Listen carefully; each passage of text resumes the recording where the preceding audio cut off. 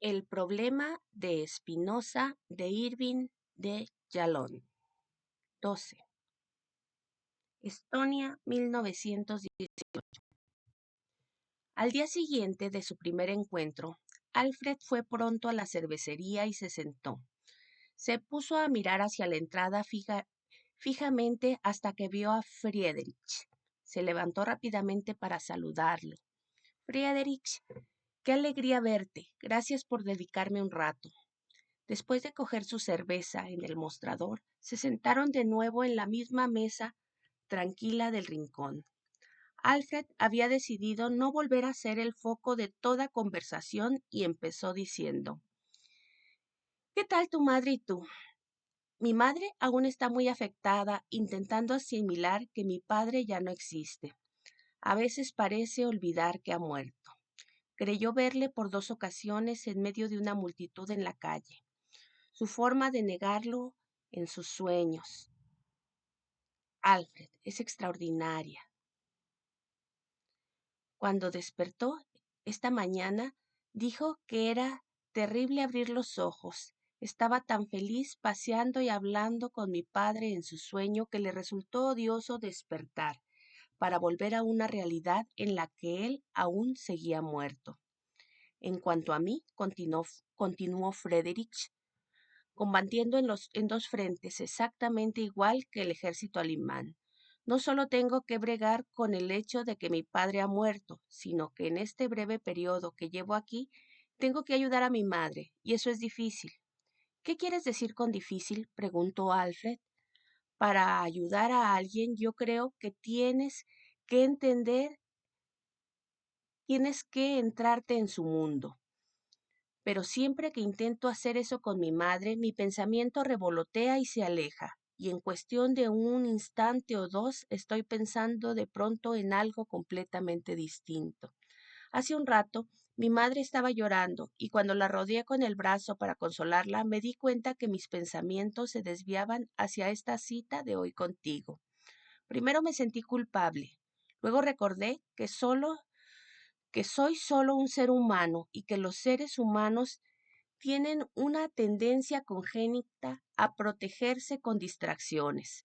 He estado intentando descubrir por qué no puedo mantenerme concentrado en la muerte de mi padre.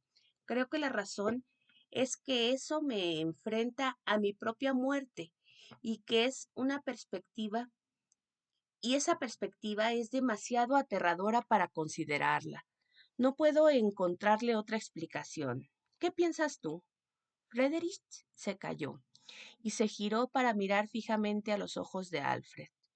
Yo no sé de esas cosas, pero tus conclusiones parecen plausibles. Tampoco yo me permito nunca pensar profundamente en la muerte. Siempre que mi padre se empeñaba en llevarme a la tumba de mi madre me resultaba odioso.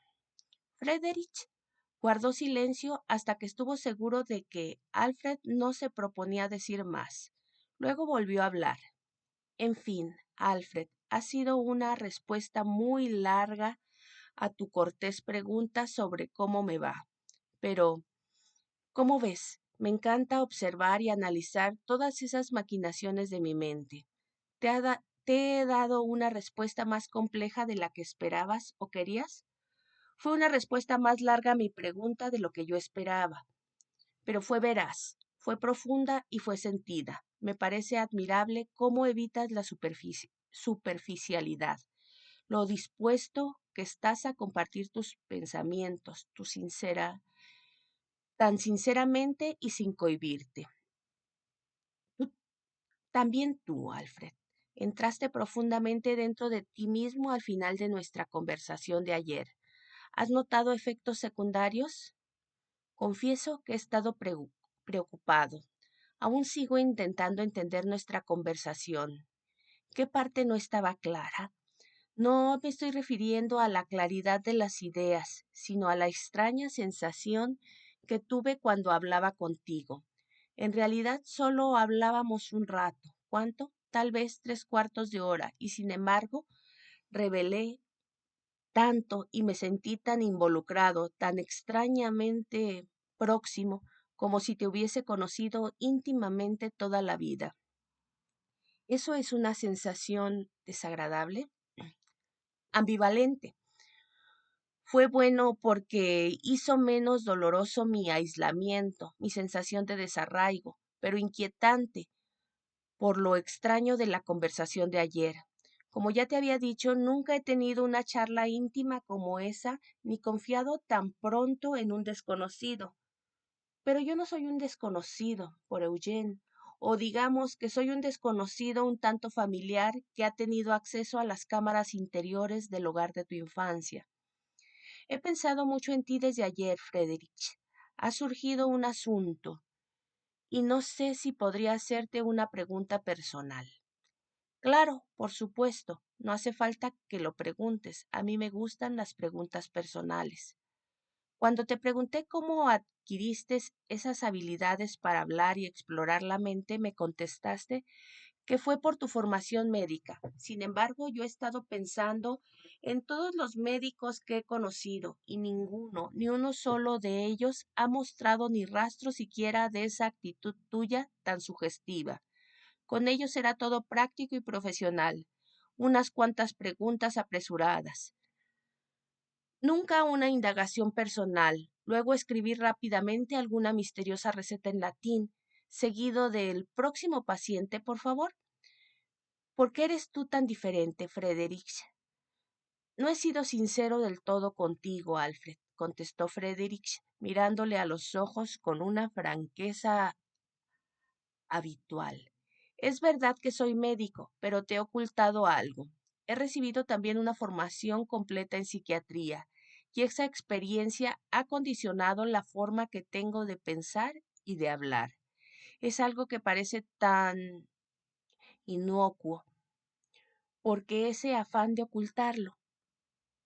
Hoy en día cada vez más gente se pone nerviosa, da un paso atrás y busca la salida cuando se entera de que soy psiquiatra. Tienen la idea tonta de que los psiquiatras pueden leer el pensamiento y descubrir todos los ocultos secretos. Alfred asintió. Bueno, tal vez no sea una idea tan tonta. Ayer, como si pudieses leerme el pensamiento. No, no, no. Por eso estoy aprendiendo a leer mi propio pensamiento, mi propia mente, y gracias a esa experiencia puedo servirte de guía para que tú leas el tuyo. Esa es la nueva dirección principal de mi campo de estudios. He de confesar que eres el primer psiquiatra que conozco. No sé nada sobre tu campo. Bueno, durante siglos los psiquiatras han sido primordialmente diagnosticadores y custodios de psicóticos hospitalizados, casi siempre pacientes incurables, pero todo eso ha cambiado en la última década. El cambio vino con Sigmund Freud, un médico de Viena, que inventó un tratamiento basado en el diálogo llamado psicoanálisis, que nos permite ayudar a los pacientes a superar los problemas psicológicos. Hoy podemos tratar afecciones como la angustia extrema o los dolores inmunes al tratamiento, o una cosa que llamamos histeria, una afección en la que el paciente presenta síntomas físicos como parálisis, incluso ceguera, y que tiene una causa psicológica. Mis profesores en Zurich, Carl Jung y Eugene Bleur, Bleuler, han sido innovadores en ese campo. Yo estoy intrigado por ese enfoque y pronto iniciaré mi formación en Berlín como Karl Abraham, un profesor iniciaré mi reputación en Berlín con Karl Abraham, un profesor muy reputado. He oído algunas cosas sobre el psicoanálisis. He oído mencionarlo como otra intriga judía. ¿Son judíos tus profesores? Desde luego que no. Jung y Bleuler no lo son. Pero Friedrich, ¿por qué te metes en un campo? Pero Friedrich, ¿por qué te metes en un campo judío? Será un campo judío a menos que entremos en será un campo judío a menos que entremos en él los alemanes. O dicho de otro modo, es demasiado bueno para dejárselo solo a los judíos. Pero ¿por qué contaminarte tú? ¿Por qué convertirte en alumno de judíos? Es un campo de la ciencia. Mira, Alfred, considera el ejemplo de otro científico judío, el alemán Albert Einstein. Toda Europa habla de él. Su obra cambiará para siempre nuestra visión de la física. No puedes hablar de la física moderna como física judía. La ciencia es la ciencia. En la escuela de medicina, uno de mis instructores de anatomía era un judío suizo. No me enseñó anatomía judía. Y aunque el gran William Harvey hubiese sido judío, yo aún creía en la circulación de las y aunque el gran William Harvey hubiera sido judío, yo aún creería en la circulación de la sangre, ¿no? Aunque Kepler hubiese sido judío, yo aún creería en que la Tierra gira alrededor del Sol, ¿verdad? La ciencia es ciencia independientemente del descubridor. Con los judíos es diferente, exclamó Alfred. Ellos corrompen, monopolizan, dejan secos todos los campos. Fíjate en la política. Yo vi personalmente a los bolcheviques judíos socavar todo el gobierno ruso. Vi el rostro de la anarquía en las calles de Moscú. Piensa en la banca. ¿Y ya has visto el papel de Rothschild en esta guerra? Maneja los hilos y toda Europa baila. Piensa en el teatro. Cuando ellos controlan, solo dejan trabajar a judíos. Alfred, a todos nos encanta odiar a los judíos, pero tú lo haces de una manera con tanta intensidad. El tema ha sido muchas veces en nuestra breve, el tema ha salido muchas veces en nuestras breves conversaciones. Vamos a ver, la tentativa de aislarte con el sargento judío y Husserl, Freud y los bolcheviques. ¿Qué te parece si hacemos una investigación filosófica de esa intensidad? ¿Qué quieres decir? Una de las cosas que me encanta de la psiquiatría es que, a diferencia de cualquier otro campo de la medicina, se aproxima a la filosofía. Nosotros, los psiquiatras, como los filósofos, nos basamos en la investigación lógica.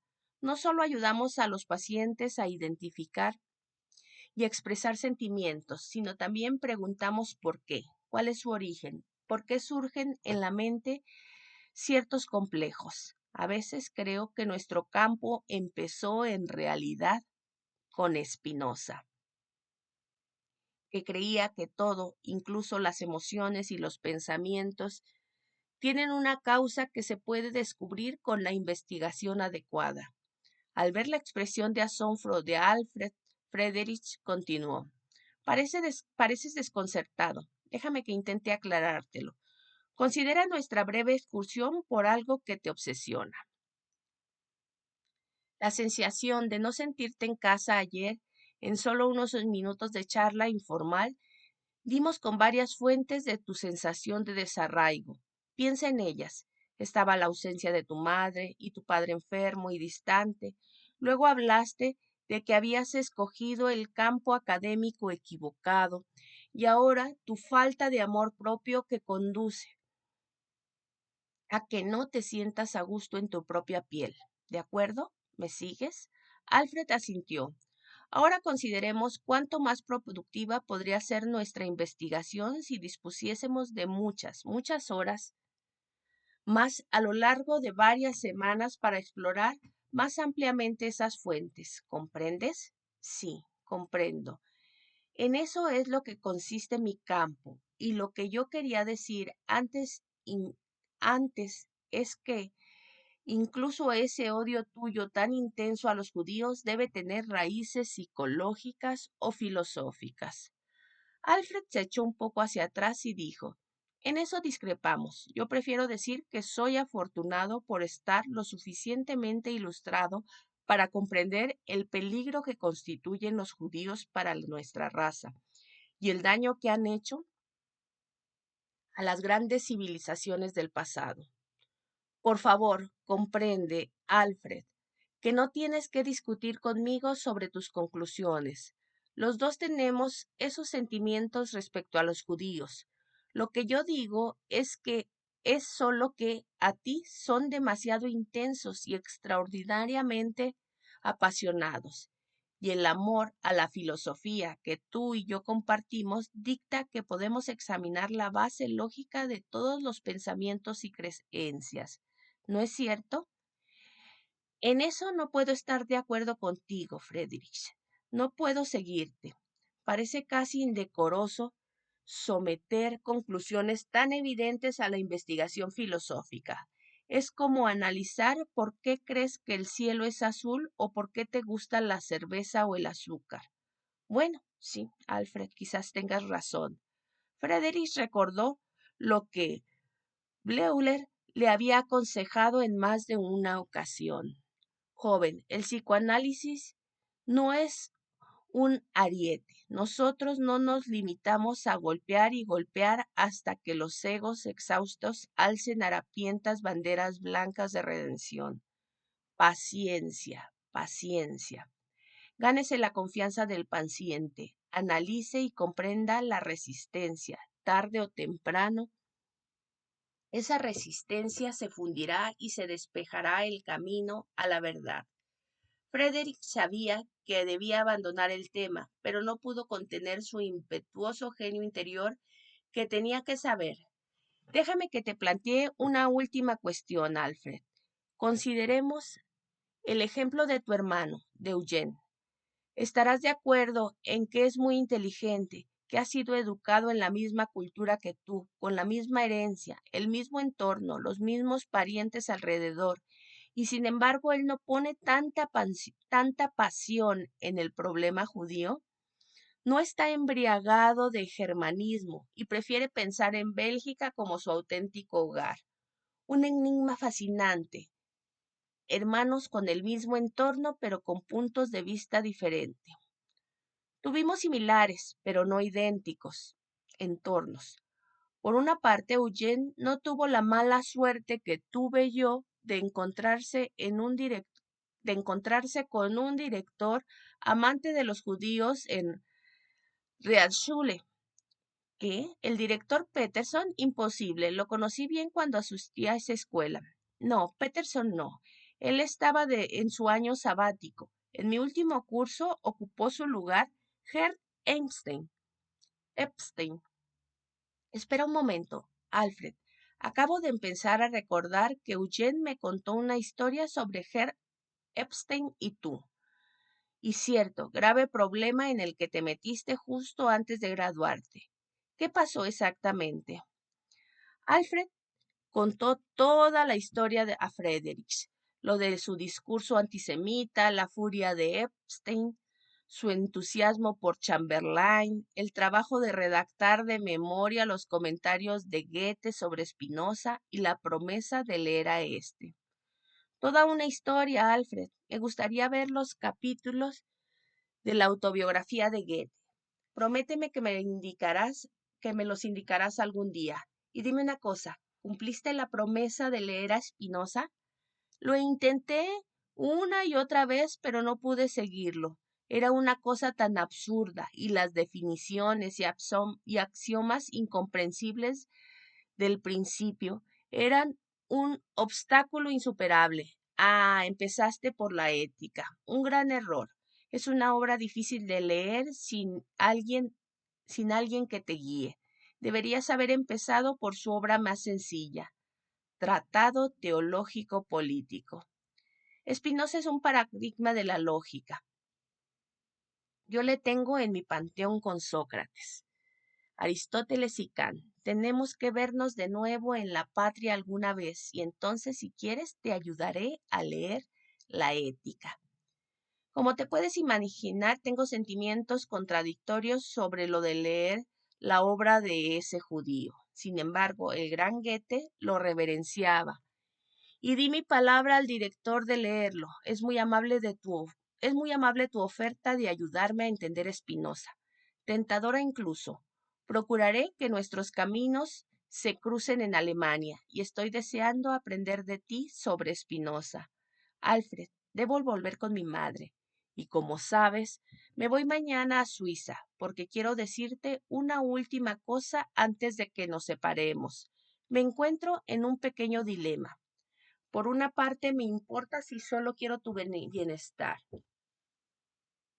pero por otro poseo cierta información que puede que te duela, pero que creo que te llevará al final a descubrir algunas verdades sobre ti mismo.